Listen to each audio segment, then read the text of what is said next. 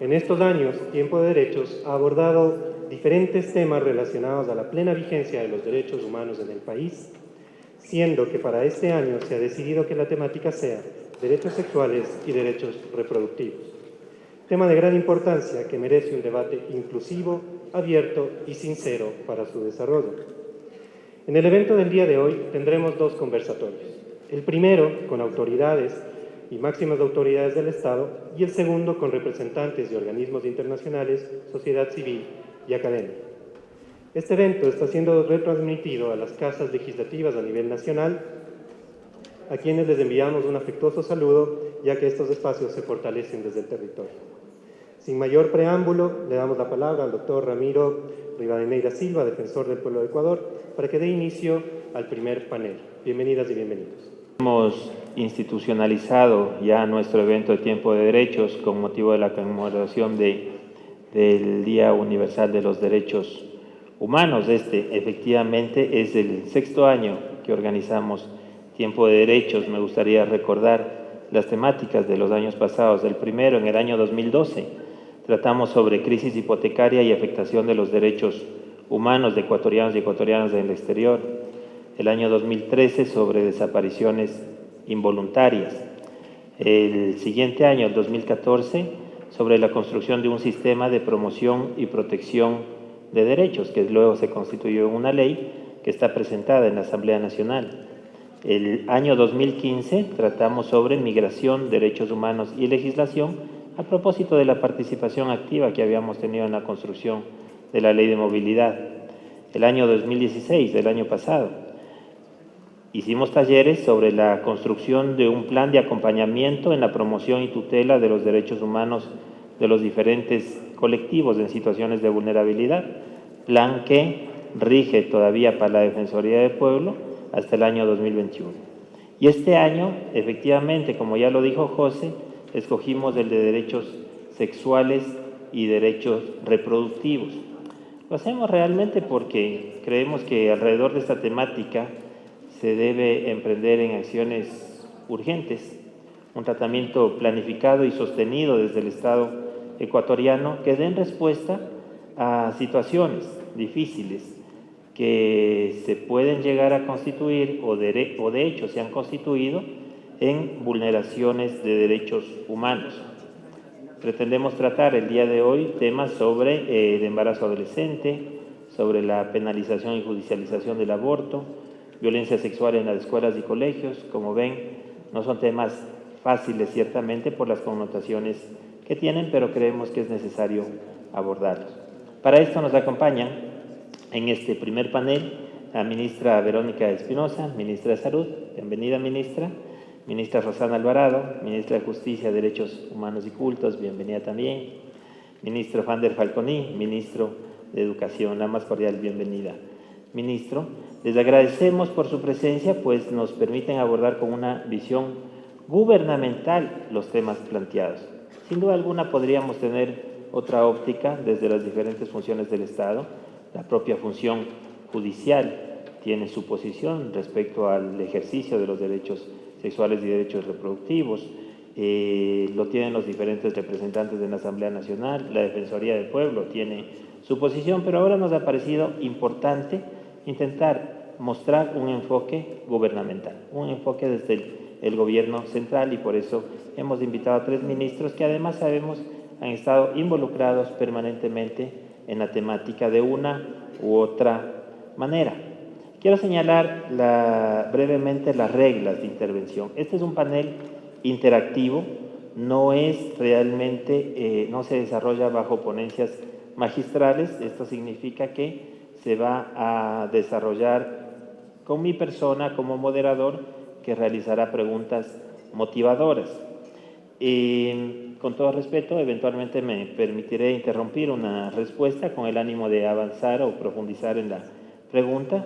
De la misma manera, si un panelista cree necesario complementar una respuesta de otra persona, siéntase en la libertad de hacerlo.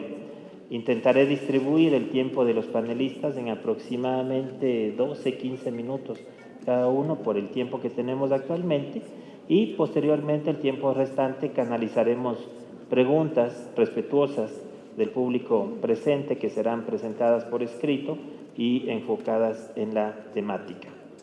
Bueno, pues de esta forma, nuevamente damos la más cordial bienvenida, gracias por su presencia, y me gustaría empezar contigo, ministra de Salud. En primer lugar, quiero felicitar y reconocer como Defensoría del Pueblo, porque creemos que se han dado pasos ciertos en cuanto al desarrollo y fortalecimiento de la política pública, en cuanto a los derechos sexuales y reproductivos. Uno de ellos se ha plasmado en un memorando que tú emitiste en agosto del 2017, en donde, siguiendo las propias recomendaciones de la CEDAW, que recomendó efectivamente a nuestro país garantizar que los profesionales de salud respeten el derecho a la confidencialidad de las mujeres que acuden a los servicios de salud con aborto o complicaciones derivadas de una pérdida gestacional, pues se ha emitido una política pública en donde es necesario precautelar la confidencialidad de la atención de los pacientes a través del secreto profesional. Y aquí mismo señalas, por cierto, en este memorando, que en el Ecuador el 15% de las muertes maternas están relacionadas a interrupciones del embarazo realizadas en condiciones inseguras, ocupando el 5º lugar de todas las causas de muerte y el 5º lugar de las causas de muerte materna. Y se dice inclusive que a pesar de que puede existir un subregistro. Ya tenemos oportunidad de conversar de esto, ciertamente quería empezar reconociendo estos pasos muy ciertos en la materia, pero no quiero adelantar. Me gustaría preguntar antes que nada, para comprensión de todas las presentes, cuando hablamos de derechos sexuales y reproductivos, ¿de qué estamos hablando? ¿Qué son? ¿Qué comprenden estos derechos? ¿Cuál es el alcance de ellos? ¿Cómo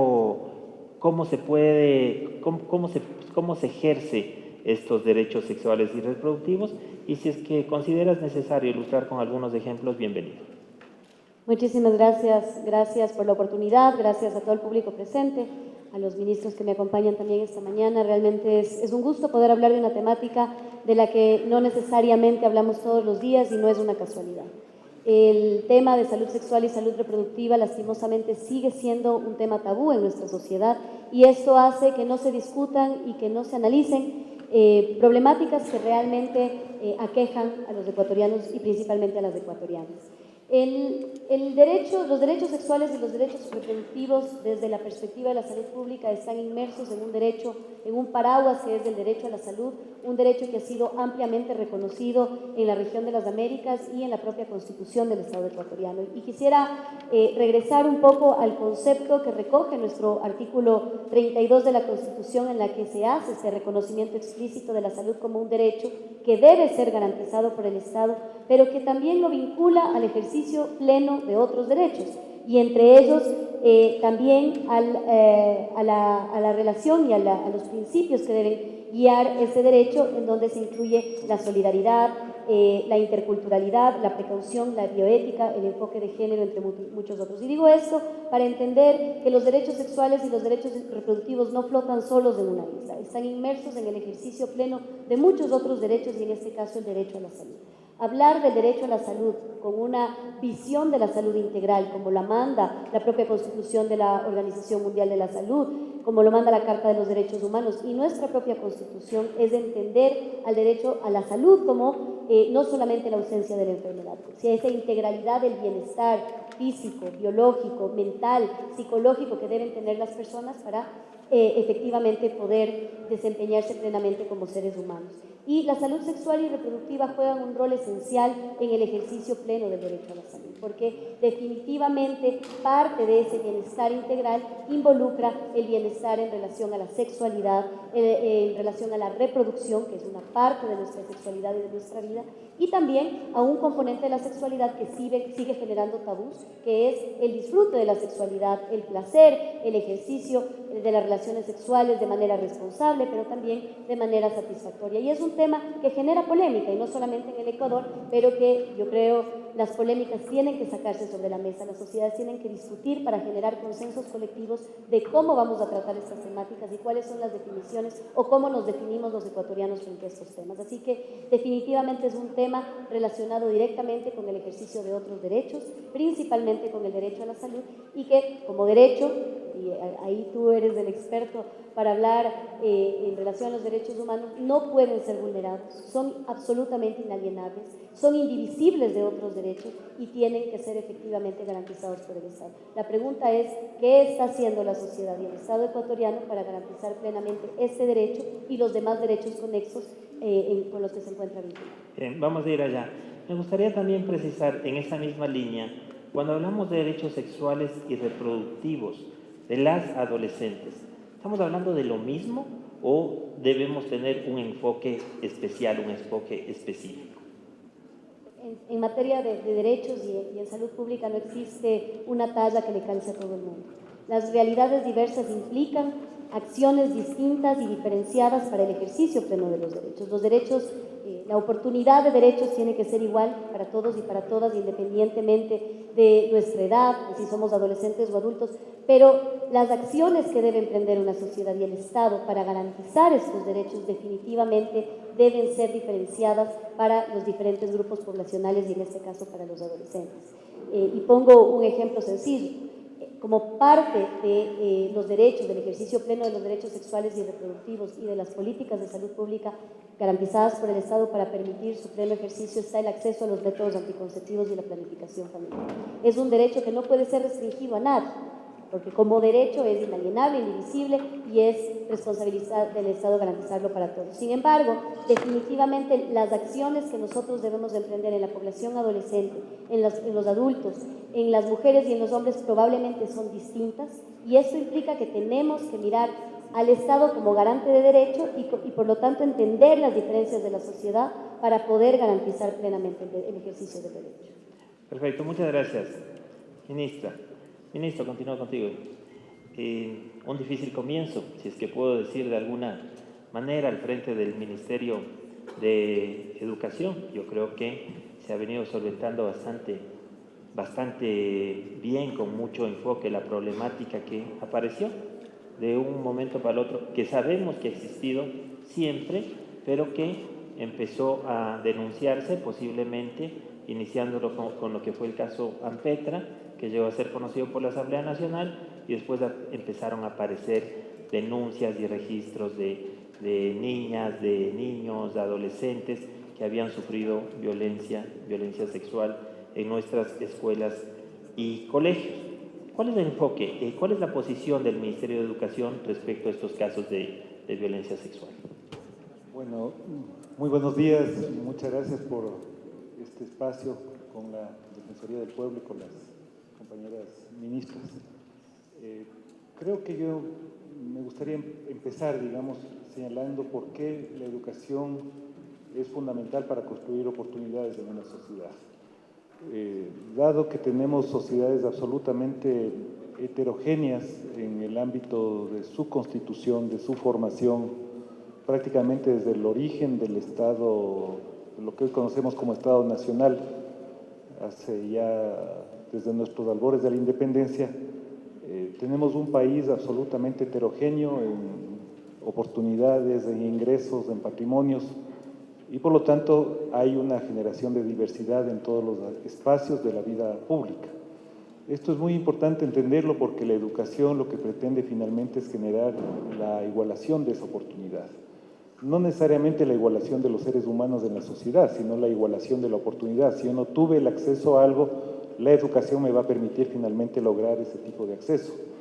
Por lo tanto, la educación tiene que estar sustentada en aspectos de calidad, en aspectos de cobertura, digamos, o universalización, e indudablemente en aspectos que estén vinculados estrictamente con la protección de los derechos de esos niños y adolescentes.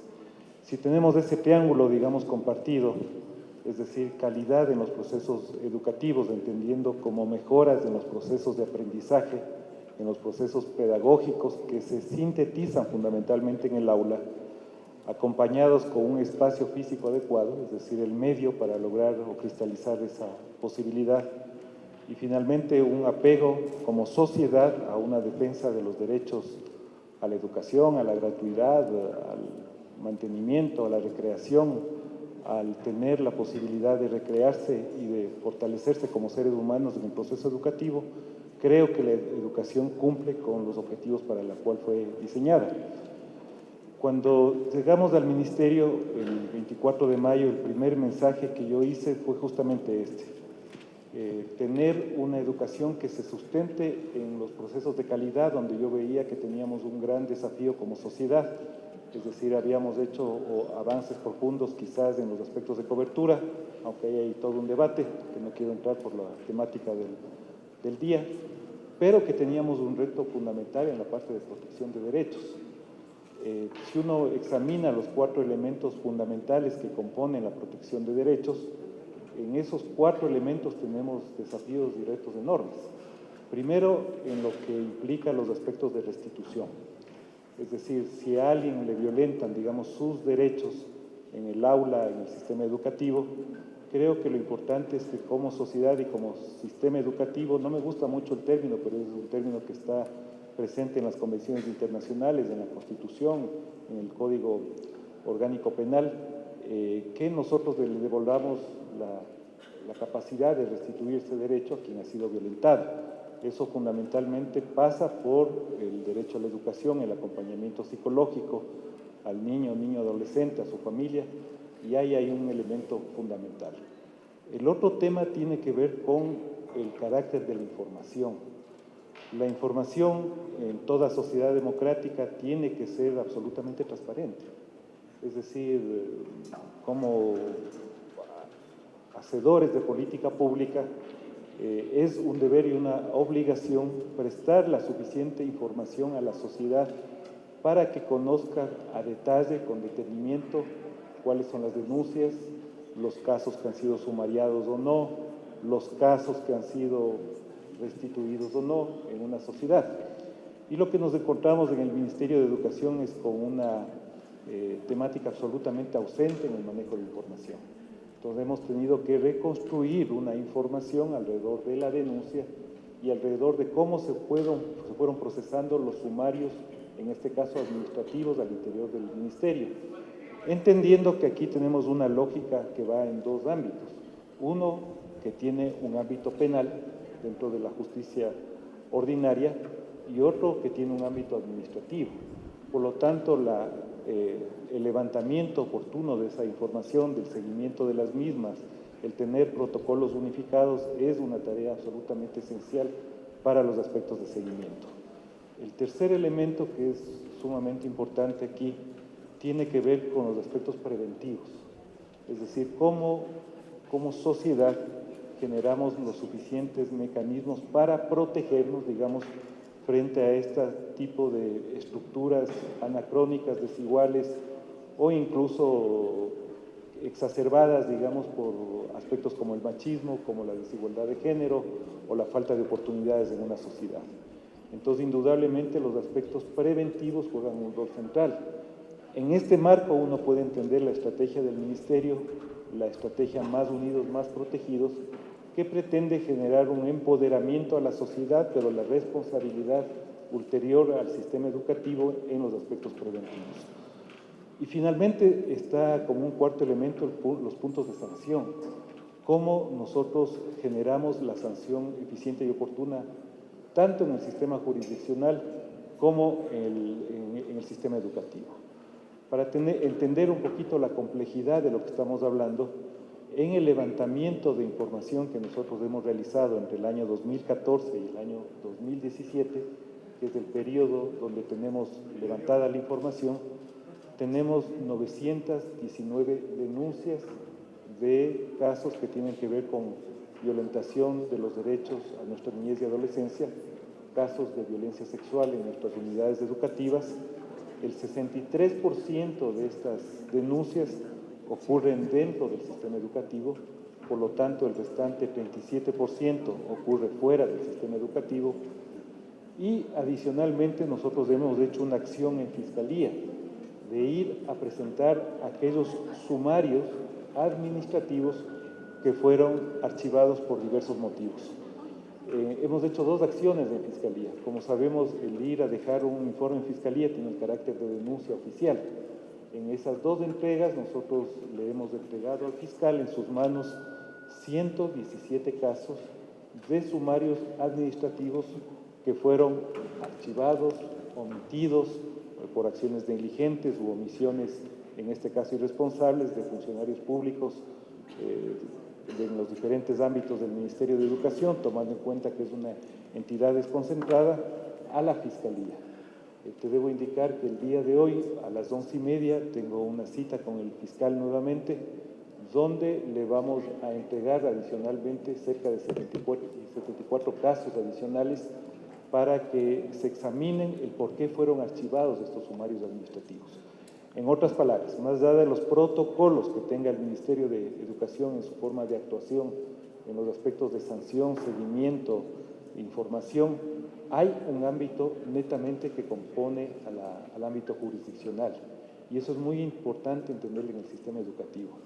Creo que si nosotros tenemos esos 4 elementos, digamos, absolutamente bien organizados, que tienen que ver con la restitución de los derechos, la información, los aspectos de prevención, donde la educación sexual evidentemente juega un rol fundamental, y los aspectos de sanción, podemos avanzar verdaderamente hacia un sistema de protección de derechos, que es lo que fundamentalmente creo que lo hemos conversado mucho en el ámbito de la Comisión Interinstitucional que fue creada para examinar, digamos, junto con el Ministerio de Justicia, la Secretaría Nacional de Ciencia y Tecnología, las defensorías, la Defensoría en este caso del Pueblo, la Fiscalía y el Consejo de la Judicatura, para examinar este tipo de problemática social que indudablemente debe ser erradicada en una sociedad. Perfecto, muchas gracias. Ministro, efectivamente un enfoque. Bueno, primero, dado que nos invitaste a generar un conversatorio, cierta reacción, digamos, a lo que manifestaron anteriormente las 2 ministras, y también de una u otra manera a tu introducción. Cuando uno piensa, digamos, evolutivamente, digo evolutivamente como humanidad, hace 69 años se suscribieron una carta o una declaración de derechos universales que prevén, digamos, y nos protegen como seres humanos en ambientes de libertad y de oportunidades, en esencia. Muy acorde, digamos, con una derrota del fascismo en ese momento en Europa, que luego se cristalizaron con derechos económicos, sociales y culturales, y más recientemente en nuestra Constitución, que tiene una innovación en reconocer derechos de la naturaleza. Entonces, si uno lo piensa evolutivamente, sin duda alguna tenemos una progresividad de derechos, digamos, que es un bien patrimonial de la humanidad y también de los ecuatorianos a través de la Constitución de Montecristi. Y claro, cuando uno mira algunos indicadores sociales que cristalizan aparentemente esos derechos, por ejemplo, la esperanza de vida o la escolaridad en el caso del sistema educativo, esos indicadores muestran tendencias ascendentes en general, digamos, se miden por los índices de desarrollo humano o lo que fuera. Pero de otro lado, digamos, mientras tienes todo esto, tienes una especie de colapso civilizatorio en términos de cristalización de otros derechos y de injusticias exacerbadas en el planeta y también evidentemente en nuestro país, pues. Es decir, los temas de injusticias no están resueltos para nada, como bien lo anotaba Rosana, digamos. Tenemos una configuración social absolutamente desfigurada, digamos, históricamente, que da pábulo a anomalías, digamos, como el patriarcado o el machismo en las sociedades, o yo como siempre digo, la risita socarrona para referirnos al otro cuando es diverso y tiene legítimamente la oportunidad y la opción de tomar una definición en una sociedad cualquiera que este fuera el caso. Entonces, aquí hay un trabajo que hay que hacer como sociedad. Finalmente, la sociedad expresa, digamos, muchas de esas anomalías que luego se convierten prácticamente como un espejo en el aula. El aula no se le puede pedir, digamos, que sea ausente de una problemática social. Para nosotros el concepto de integralidad en el sistema educativo y formativo es absolutamente esencial. Es necesario lograr la integralidad, digamos, en esos 0 a 3 años donde el Ministerio de Educación no tiene, digamos, incidencia, que debe tener integralidad en términos de política pública con el MIES o en este caso con salud o con cualquier otro ministerio, digamos, que norma o protege o genera política pública en este ámbito. Es fundamental para nosotros el trabajo en el ciclo de vida articulado en el sistema educativo hasta bachillerato, y es fundamental lograr ese eslabón de integralidad con el sistema de educación superior. Entonces, la primera definición importantísima aquí es pensarle a la sociedad como un todo y generar espacios de política pública que vayan atendiendo, definiendo, generando políticas de prevención en cada uno de esos espacios. El otro ámbito ya es lo que le corresponde estrictamente al sistema educativo, es decir, cuáles son los compromisos que tiene el sistema educativo, que no solo está obligado a cumplir, digamos, un conjunto de normatividad externa, interna, o protocolos o convenios, e incluso los protocolos de actuación frente a casos de violencia, sino fundamentalmente el proceso de enseñanza. Es decir, aquí hay una distinción o una bifurcación del camino que es absolutamente importante. No es solo cómo generamos ser explícitos en la protección de los derechos, sino cómo generamos a través del proceso educativo procesos de enseñanza para velar, proteger y generar una real cristalización de los derechos. En ese sentido, digamos, el punto clave aquí en el sistema educativo pasa a ser una definición, por ejemplo, del currículum. Si el currículum, como creo que tenemos en este momento, y tenemos una gran herramienta de acción, porque tenemos un currículum flexible, integral, que nos permite, digamos, trabajar en el cuidado y valoración del cuerpo, en el reconocimiento de las partes o las diversidades sexuales. Creo que podemos generar, digamos, espacios de acción absolutamente contundentes. Y me imagino, ministro, que no solamente currículum, sino también nuevos modelos de acercamiento en la enseñanza de niños, niñas y adolescentes, ¿no es cierto? Es decir, tendría que haber todo un cambio en modelos. Tiene que ver con un cambio del proceso de enseñanza y aprendizaje, donde finalmente se resuelven todos los aspectos de calidad y se sintetizan todos los aspectos de protección de derechos. Es decir, es fundamentalmente en la interacción en el aula, por lo tanto, el acompañamiento docente, los aspectos pedagógicos, las innovaciones curriculares, la forma como enseñamos y protegemos estas diversidades o estas complementariedades alrededor de la educación formal y no formal que debe tener el proceso educativo ecuatoriano, son tremendamente importantes. Entonces, indudablemente estamos hablando de modelos educativos que tienen que basarse en el proceso de protección, pero también en el proceso de enseñanza. Muy bien, muchas gracias. Ministro, ministra Rosano, no quiero dejar pasar un tema, posiblemente uno de los temas más sensibles, y me gustaría tratarle contigo específicamente. Efectivamente, la violencia sexual muchas veces concluye en embarazos no deseados y en consecuencia en abortos consentidos.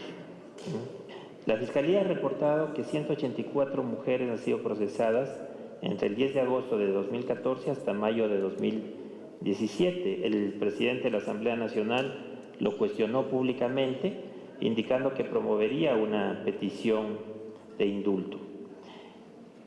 Entendiendo que el tema del aborto tiene una connotación social muy fuerte, ¿cuál es la posición del gobierno ecuatoriano a través del Ministerio de Justicia y Derechos Humanos, primero con respecto a la judicialización de los casos de aborto? Y adelanto de una vez, posteriormente intentaré entrar también en el tema de la despenalización o posibles causas de despenalización del aborto.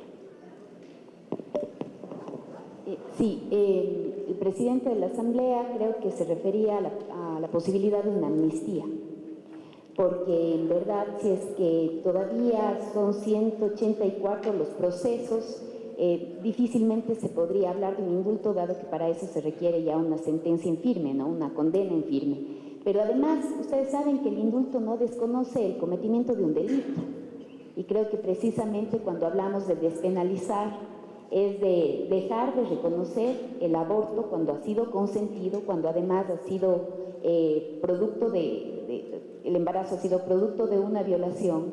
Creo que esa tiene que ser una conducta que no puede estar adecuada a un tipo penal, pues no puede ser posible, hemos dicho siempre, que en pleno siglo XXI, después de que el cuerpo de una mujer ha tenido que sufrir el crimen tal vez de los más atroces, la sanción para la violada sea la cárcel. O sea, es como un mundo al revés, ¿no? Que a la cárcel vaya el violador, el responsable del crimen. pero no la mujer que aborta por haber sido violentada de esa manera. Yo creo que el gobierno del presidente Lenín Moreno es muy sensible a esta forma, a este enfoque del tema del aborto. Creo que podemos discutir, creo que la sociedad cada vez quiere abordar este tema de manera más sincera, más franca. El aborto tiene que ser visto desde un enfoque de salud pública, por supuesto, pero también desde una forma en la que los cuerpos de las mujeres siguen colonizados después de haber sido víctimas y objeto del crimen. Entonces, ustedes recordarán ese que fue un episodio muy duro y muy triste cuando aprobábamos el Código Penal Integral, el Código Orgánico Integral Penal, en donde planteábamos la despenalización del aborto en casos de violación. No estábamos hablando de abrirlo a otros casos, estábamos hablando apenas en los casos de violación, como ya América Latina está discutiendo y está despenalizando, ¿no? En México, por ejemplo, en Bolivia últimamente, en Chile también. Esa fue además uno de los pendientes que había dejado Michelle Bachelet en su anterior periodo, y ahora fue precisamente el momento de llegar a la despenalización. Creo que independientemente de que aquí en la Asamblea prospere una amnistía, porque la amnistía es únicamente una atribución que tiene el legislativo, no puede desarrollarla el presidente solo podría conceder indultos. Más allá de que prospere o no la iniciativa de la amnistía, el país tiene que volver a discutir estos temas. Estamos obligados por instrumentos internacionales que reconocen el embarazo forzado como una forma de tortura, y la tortura es un crimen de lesa humanidad. ¿Cómo se le puede obligar a una niña violada por su padre, una niña de 12 años, a mantener un embarazo que le pone en riesgo a ella misma? Porque a esa edad tan temprana el cuerpo de una niña convertido a la fuerza en el de una mujer solamente le puede traer a ella pues unas consecuencias que inclusive pueden ser fatales, ¿no? Y más allá de eso, pues lo que provocan los embarazos no deseados, todos sabemos también, o sea, las mujeres que están obligadas a mantener el embarazo, que no tienen otra alternativa que continuar con el embarazo porque el Estado no les provee de una asistencia a un aborto seguro, gratuito, en condiciones de salud, en condiciones higiénicas que les permitan no poner en riesgo su vida, no es que van a dejar de abortar, van a acudir a mecanismos más riesgosos, que les exponen más, que les dejan además expuestas después no solamente a riesgos en la salud o a problemas graves en su salud, sino también a una eventual judicialización, porque esa es la crueldad siguiente. Muchísimas de estas mujeres, en los casos reportados, en los 184 casos, han sido denunciadas por sus exparejas, ¿sí? Han sido, cuando se trataba de relaciones consentidas, han sido denunciadas por sus exparejas como una manera también de continuar con el chantaje, de continuar con la extorsión contra ellas. Yo creo que poco a poco, ojalá en este año que viene, pues podamos otra vez debatir como se hizo en el 2013. Yo creo que allí avanzó muchísimo la sociedad en reconocer de qué estábamos hablando cuando hablábamos de aborto. No era el aborto como un método anticonceptivo, ¿sí? No era el aborto como la primera alternativa, ni mucho menos. Era un aborto, primero, con la respectiva y necesaria información, pero también partiendo del derecho que tienen las mujeres a decidir si continúan con el embarazo aunque no haya sido deseado, o si deciden interrumpirlo, sin atormentarles, sin mortificarles, sin criminalizarles, porque ellas no son las criminales, no representan un peligro para la sociedad. Una mujer que aborta no es un peligro social, es el que la embarazó violándola, el que representa el crimen y peligro social. Ministra, en esta línea quisiera continuar. Como es conocido, la CEDAW ha recomendado al Ecuador la despenalización del aborto en casos de violación, incesto y malformaciones graves del feto. Lo ha hecho también la Defensoría del Pueblo públicamente en una asamblea, en un pleno de Asamblea Nacional, y también lo hicimos en el último EPU que que tuvo el Ecuador en Ginebra, en Naciones Unidas. Inclusive se habla de otras razones para despenalizar el aborto, como la inseminación no consentida. ¿Qué podemos esperar las instituciones y los ciudadanos desde el Estado central en adelantar las posibilidades de seguir las recomendaciones de CEDAW? Sí, Ramiro, era además una postura no solamente de la Defensoría del Pueblo, sino compartida por la Defensoría Pública, ¿sí?, por la misma Fiscalía, y bueno, por un sector aquí en la Asamblea en el año 2013, que yo creo que es el que también se presenta ahora. Estoy segura de que hay también muchísimos legisladores comprometidos en este tema y conscientes de lo que este tema representa. Ciertamente se habla de aborto por causales, ¿no? En Bolivia avanzó de esa manera, Chile despenalizó en 3 causales también, en sintonía con lo que mencionas. Creo que en esa línea nosotros también debemos procurar que este sea el momento para no solamente volver a debatir, sino por fin conseguir dar un paso en nombre de la salud y de la libertad sexual, de los derechos sexuales y de los derechos reproductivos. Es una normativa que sigue penalizando, que sigue criminalizando a una mujer que ha sido víctima, a la que se le obliga a continuar con un embarazo que no desea, que le expone, que le pone en riesgo.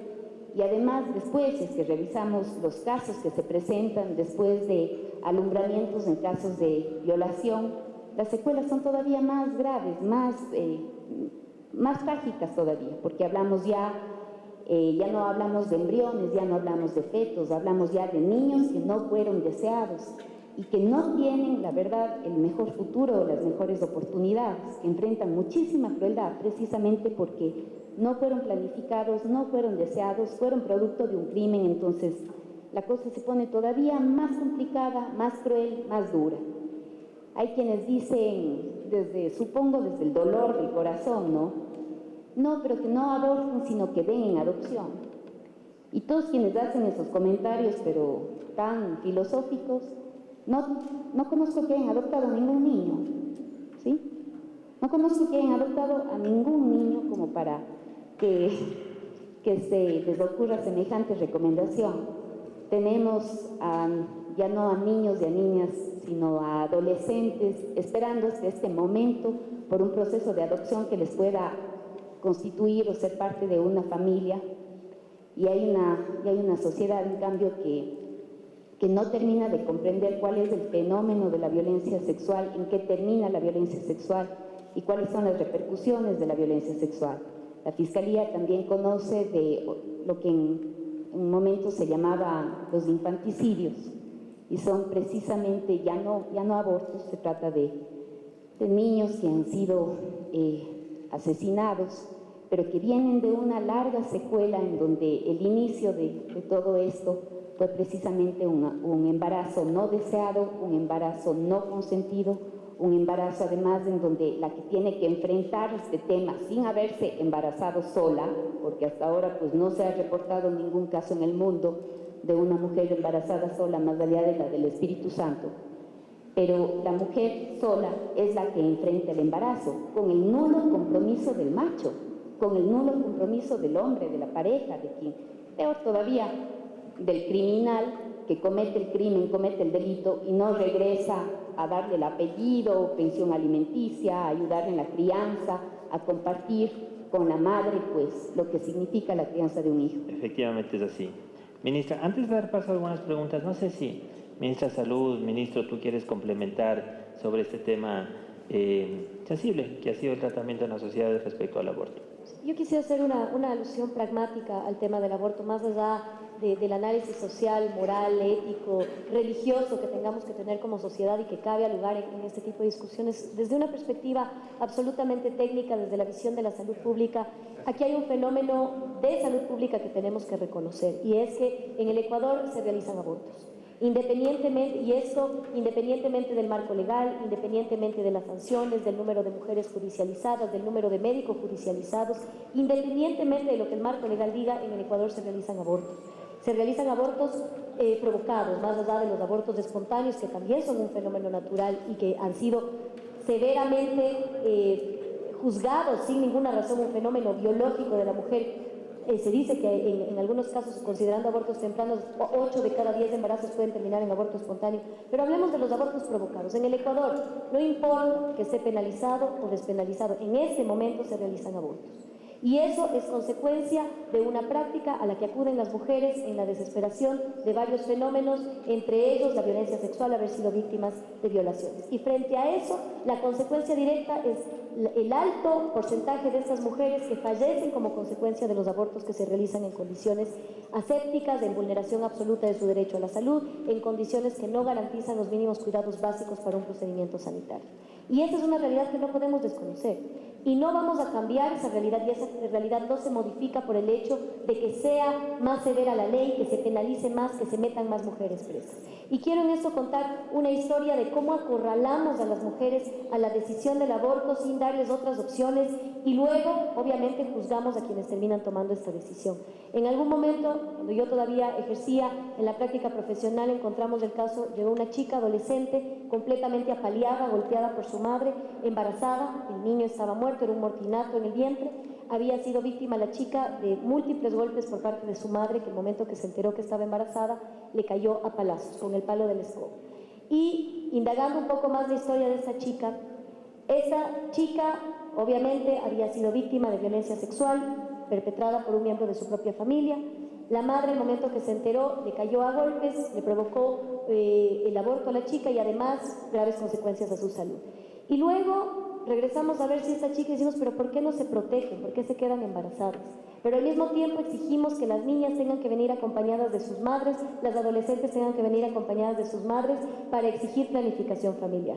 Y al mismo tiempo esperamos que la chica que es violentada sexualmente y que no puede decirle a su madre que es violentada sexualmente, probablemente por la pareja de la madre, que la madre le acompañe a pedir la planificación familiar. Entonces terminamos acorralando a las mujeres para que la única opción que les quede, en este caso esta chica frente a la desesperación, probablemente sea un aborto ilegal y no necesariamente por omisión en sus acciones, por descuido, sino por una serie de factores que están absolutamente ajenos a sus decisiones. Y esto es algo que pasa recurrentemente. Entonces, cuando hablamos del aborto, generalmente lo miramos desde nuestra realidad, en la comodidad de nuestro hogar, a nuestros hijos que han recibido toda la apertura, toda la educación, todas las posibilidades del mundo, y creemos que la realidad de todas las ecuatorianas y ecuatorianos es esa, pero en la práctica no es así. Así que solamente decir que el aborto es un fenómeno que está ocurriendo frente a la ley más severa que pueda darse, sigue pasando. Y entonces el Sistema Nacional de Salud tiene que responder a eso, y frente a eso el comunicado que yo emití y que fue bastante polémico,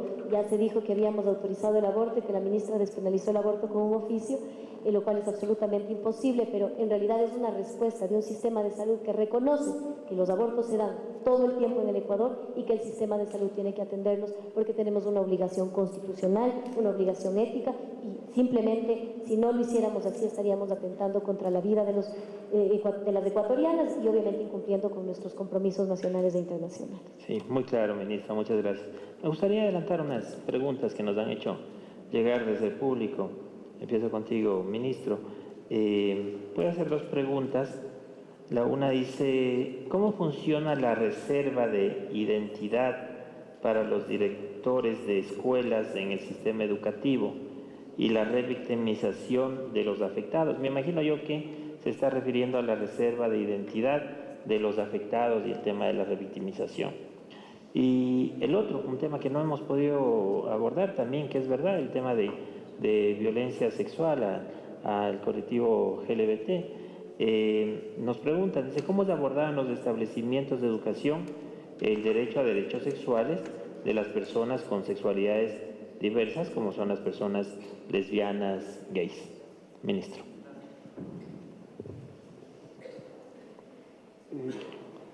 Antes de contestar las dos preguntas, quisiera también complementar un poco desde el sistema educativo la problemática que estábamos tratando anteriormente. Por un lado, me parece que hay que tener claro que la educación es laica en el Ecuador. Es decir, bajo la lógica del respeto a las religiosidades que tiene cualquier individuo en una sociedad, el precepto constitucional garantiza una educación laica, y esto es sumamente importante comprenderlo para la definición y elaboración de política pública. El segundo elemento que me parece significativo es abordar la temática de la deserción en el sistema educativo ecuatoriano. Para tener una idea, porque a veces no se maneja bien esta cifra, el sistema educativo ecuatoriano, de los 4,5 millones de estudiantes que tiene anualmente, digamos, en el sistema educativo, hay 1 millón de bachilleres que no han terminado su bachillerato, es decir, que no han concluido su bachillerato. Hay 1 millón de jóvenes y no tan jóvenes, digamos, que no han terminado su bachillerato. Y cuando uno examina, digamos, las causas de por qué no han terminado este bachillerato, algunas tienen que ver evidentemente con las opciones ligadas al mundo del trabajo, pero otras indudablemente tienen una conexión directa con embarazos adolescentes. Es decir, hay un nivel importante de deserción asociada con el embarazo adolescente.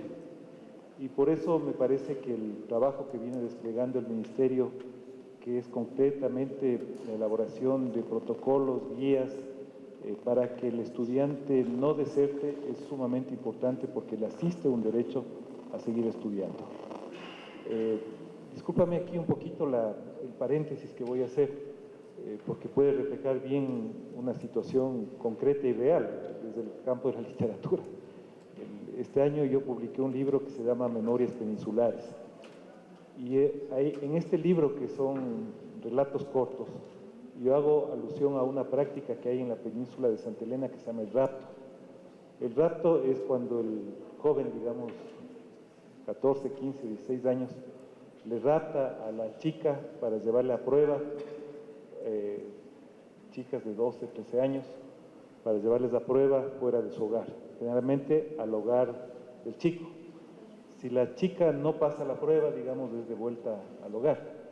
Si pasa la prueba, se consuma, digamos, un matrimonio bajo arreglo entre las familias, que generalmente provoca, digamos, una práctica tremendamente nociva en términos social, comúnmente aceptada. A propósito de esto, yo me puse a ver los datos de embarazo adolescente en la península de Santa Elena, y es increíble cómo han aumentado. O sea, han aumentado los embarazos en el caso de Santa Elena muy concretamente. Esto puede tener mucha relación con política pública fallida, es decir, fundamentalmente con el Plan Familia, digamos, que no logró cristalizar en política pública adecuada en términos de generar todos los aspectos preventivos, de protección, de educación alrededor del campo de la educación.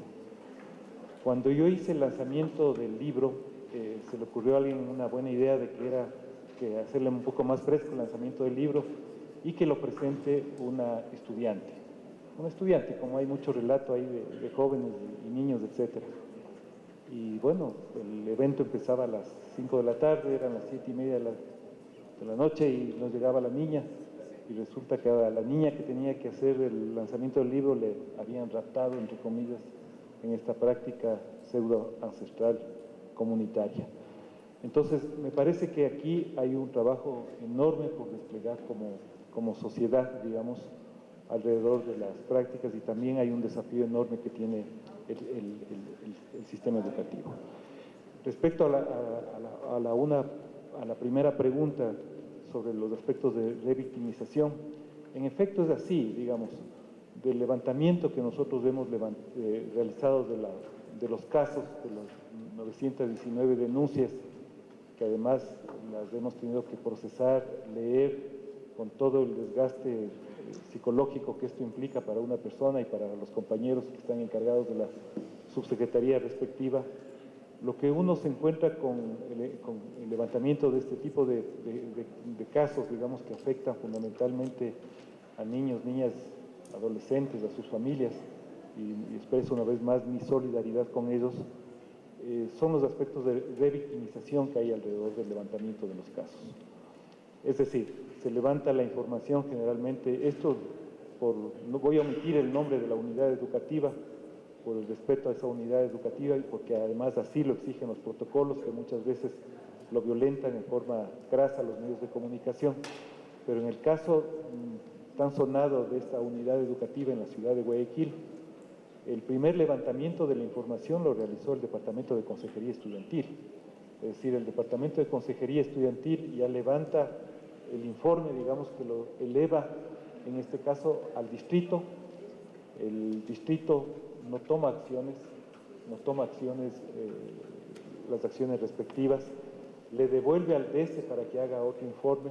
Otro informe quiere decir que se vuelve a preguntarle al niño o a la niña afectada que qué es lo que le pasó, digamos, que es claramente un proceso de revictimización, porque en muchos de los casos puede obedecer también al acompañamiento de profesionales, es decir, psicólogos clínicos o lo que fuera, pero en otros casos no es una consulta especializada, ni es una pregunta especializada, ni se siguen necesariamente los protocolos. Esto se devuelve, digamos, al sistema educativo, esto pasa a la fiscalía vuelve a hacer la indagación sobre la niña o niño afectado, entonces se produce un efecto, digamos, cascada tremendamente perverso, digamos, para la salud emocional, psicológica de este infante. Entonces, evidentemente, aquí estamos trabajando con la Fiscalía, con Naciones Unidas.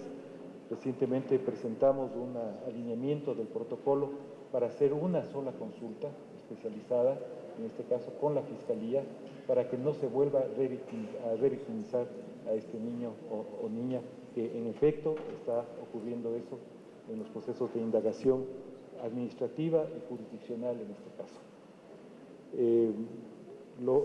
Respecto a lo otro, me parece que indudablemente hay un derecho, digamos, a la identidad, a la opción que está presente en nuestra Carta Constitucional, y el sistema educativo tiene que acoplarse a ese requerimiento constitucional, es decir, estamos obligados a defender y preservar las identidades y las opciones y la diversidad sexual en nuestro país, y por lo tanto el sistema educativo tiene la obligación de complementariedad, de complementar, digamos, la educación en la formación. No me gusta mucho a veces utilizar la palabra valores porque puede ser perfectamente manoseada dependiendo de los contextos y las ocasiones, digamos, pero debe ser estipulada en base a una formación que tiene que tener los elementos de conocimiento, identidad, información, respeto a las distintas diversidades y tiene que estar presente en todo el proceso formativo, educativo y sin duda alguna en el currículum educativo. Gracias, ministro. Mucho que decir, mucho que hacer, mucho que transformar. Los cuerpos de las mujeres, Ramiro y compañeros, son espacios que todavía no se pueden considerar libres. Son espacios aún no emancipados. Son espacios que todavía dependen de cómo son miradas. A las niñas, desde que son pequeñitas, se les enseña, ojalá poco a poco podamos ir superando esas expresiones, pero se les dice que deben hacerse respetar. ¿No es cierto? O sea, hazte respetar. Es casi como que la obligación está en ellas, ¿sí? Cuando debería sucedernos al revés, exigir respeto o sabernos respetadas por una sociedad que con respecto a estos derechos, a los sexuales y a los derechos reproductivos, es todavía muy, muy inconsciente. Cuando hablamos de que 1 de cada 4 mujeres ha sido agredida sexualmente, hay quienes creen que eso es una exageración.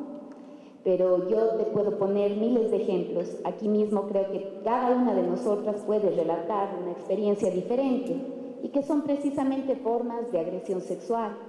Cuando a una chica le toca o está obligada a cruzarse la calle porque ve que en la vereda va viniendo alguien que le amenaza, que le está diciendo ya obscenidades, que le empieza a acosar, y tiene que cambiarse de vereda precisamente para evitar ser violentada.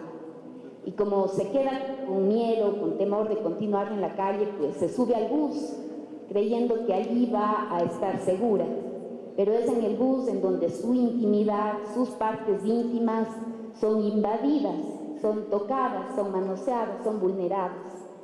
Y después llega a la universidad y cree que ya en la universidad allí sí pues está a salvo, y no, resulta que lo primero que recibe del profesor es que no le ha pasado la nota y no le va a pasar la nota porque primero quiere conversar en privado.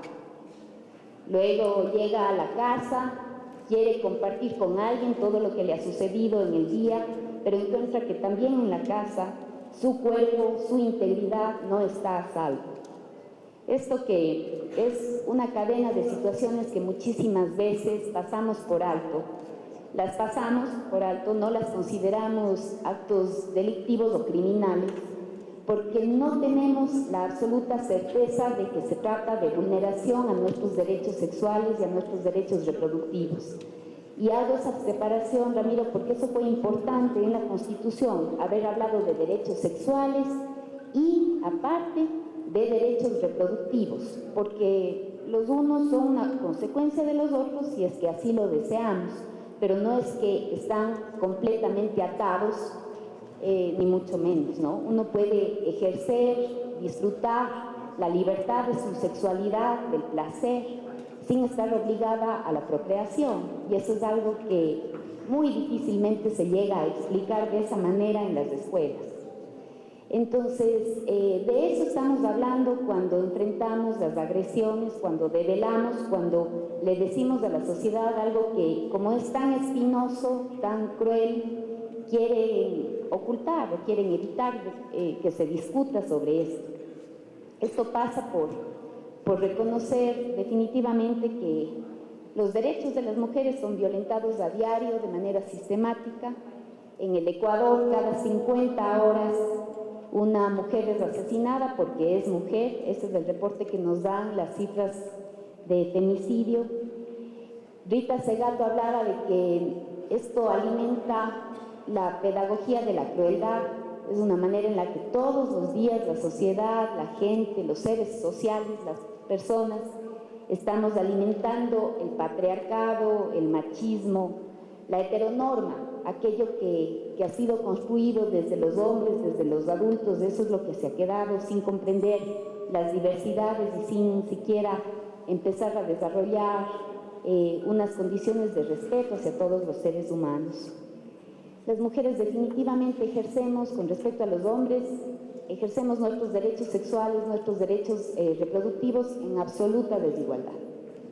Me gustaría ya intentar llegar a algunos aspectos específicos.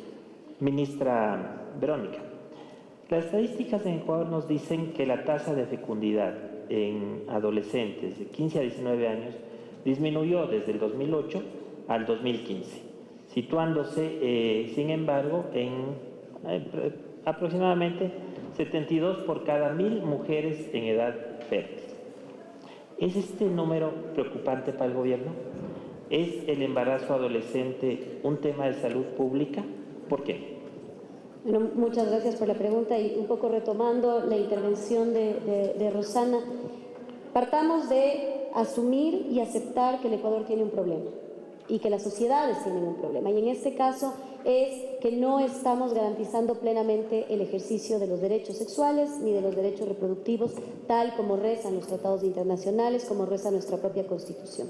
Y como consecuencia de esa omisión del Estado, de la sociedad, que se alimenta del machismo, de las estructuras patriarcales, de los roles asignados a los diferentes géneros, de las prácticas cotidianas, de lo que hacemos y de lo que dejamos de hacer, como consecuencia de no garantizar estos derechos, tenemos graves resultados y al final del día alimentamos este ciclo en nuestra sociedad.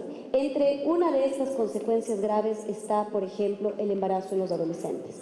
Porque el embarazo en las adolescentes en las adolescentes y cuando son parejas de adolescentes, no son un fenómeno aislado que se encuentra completamente separado del fenómeno de violencia sexual, del fenómeno del machismo, de las estructuras patriarcales, sino todo lo contrario. Es una consecuencia directa de la forma como vivimos como sociedad nuestros derechos sexuales y nuestros derechos reproductivos las mujeres, y en este caso las mujeres más jóvenes. ¿Y por qué digo esto? En el caso del embarazo en adolescentes, las cifras son alarmantes. Por un lado vemos una cierta disminución de los embarazos en el grupo de 15 a 19 años, lo cual demuestra que algunas políticas públicas que se han implementado están dando resultados y que de alguna manera estamos mitigando este fenómeno que sigue siendo preocupante porque seguimos siendo de los países en la región de las Américas donde más embarazos en adolescentes hay. Pero vemos que en el grupo en menores de 14 años las cifras se incrementan. Y en el grupo de menores de 14 años entendemos que es una consecuencia directa de la violencia sexual. Una niña menor de 14 años no está en capacidad de consentir a la relación sexual y por lo tanto todos esos embarazos son consecuencia de violencia sexual. Y si vemos que estas cifras en lugar de disminuir incrementan, entonces tenemos que preguntarnos como sociedad qué está pasando en el Ecuador para que cada vez más niñas sean violentadas sexualmente y terminen como consecuencia teniendo un embarazo en la adolescencia. Porque estos embarazos de estas niñas de 10, 11, 12 años que están embarazadas ahora o que se quedaron embarazadas y ahora tienen un niño, no ha sido probablemente una vez que han sido violentadas y que han sido violadas, sino reiterativamente. Y entonces es un fenómeno que tiene que alarmarnos. Y en el Ecuador tenemos un problema e invisibilizarlo ha sido la forma más fácil de afrontar algo de lo que no queremos hablar. El embarazo en adolescentes del grupo entre 15 y 19 años tampoco responde a fenómenos muy distintos. Vemos que alrededor, al menos 4 de cada 10 de estos embarazos son producto también de violencia sexual, son producto también de la falta de acceso a métodos anticonceptivos y planificación familiar, son consecuencia de la falta de acceso a información, a la asimetría de información que existe y en su mayoría son embarazos no deseados. Eso significa que el derecho a la salud reproductiva, el derecho a reproducirnos cuando nosotras deseamos reproducirnos está siendo violentado, porque en la mayoría de los casos de estas chicas no desean tener un hijo, no desean embarazarse en ese momento de su vida y sin embargo están quedándose embarazadas como consecuencia de la violencia sexual, como consecuencia de la falta de información o como consecuencia en muchos casos de la falta de acceso a métodos de planificación familiar. Entonces vemos una vulneración continua, sistemática del derecho sexual y el derecho reproductivo en un grupo absolutamente vulnerable y que genera luego el embarazo, que sí, podríamos no decir una consecuencia sanitaria, pero sí, por ejemplo, el incremento en la mortalidad materna. El 15% de las muertes maternas se dan precisamente como consecuencia de abortos por embarazos no deseados. La probabilidad de una muerte materna en un embarazo en adolescentes es mucho más elevado y entonces vemos que el fenómeno se exacerba en la población más vulnerable. Todo, insisto, vinculado a la violencia, vinculado a la inobservancia de este deber que tenemos como sociedad de protegernos los unos a los otros. Ministra, sí, efectivamente, y además muy clara cómo se muestra toda la problemática, pero en breves líneas, en líneas generales, ¿qué hacer? ¿Cómo enfrentar? Bueno, me parece, y diciéndolo muy sinceramente, creo que los ecuatorianos tenemos que quitarnos del velo delante de los ojos y empezar asumiendo que esta problemática existe. Es recurrente encontrar en nuestra sociedad a las personas diciendo que el machismo no existe, que eso es algo del pasado, que el embarazo en adolescentes es culpa del adolescente porque no se protegió o porque ha sido irresponsable o porque ha sido promiscuo. Entonces, quitarnos del velo de los ojos y aceptar que esta es una problemática en la cual todos tenemos una parte de responsabilidad para que entonces todos podamos tener una parte también en la solución. Hay algunas medidas desde la política pública, sin duda alguna, que tienen que ser implementadas. Puedo decir con orgullo que luego de casi 5 años de lucha incansable, porque representó una lucha incansable, hemos emitido el Plan Nacional de Salud Sexual y Reproductiva, en donde se aborda frontalmente, sin tapujos, la problemática del embarazo en adolescente y se implementan planes y acciones concretas que han sido ampliamente también criticadas en algunos espacios, como por ejemplo el acceso irrestricto a planificación familiar y a educación sexual en los adolescentes, e inclusive en la educación sexual en los niños, obviamente adaptado a su edad, a sus conocimientos y a lo que necesitan conocer. Este plan prevé una serie de acciones concretas para subsanar algunos datos que tenemos. Recientemente se publicó los estudios de los costos de omisión en la planificación familiar en el Ecuador, es decir, cuánto nos cuesta no hacer lo que tenemos que hacer en cuanto a planificación familiar. Alrededor de $68 millones le costaría al Estado ecuatoriano garantizar planificación familiar de manera universal a todas aquellas mujeres que quieren suspender o prolongar el tiempo para tener un embarazo. Digamos, no suspender, sino no quedarse embarazadas o un espacio más largo entre embarazo y embarazo a través de la planificación familiar. Sin embargo, el no hacerlo, hoy por hoy le está costando al Estado ecuatoriano más de $330 millones en costos directos.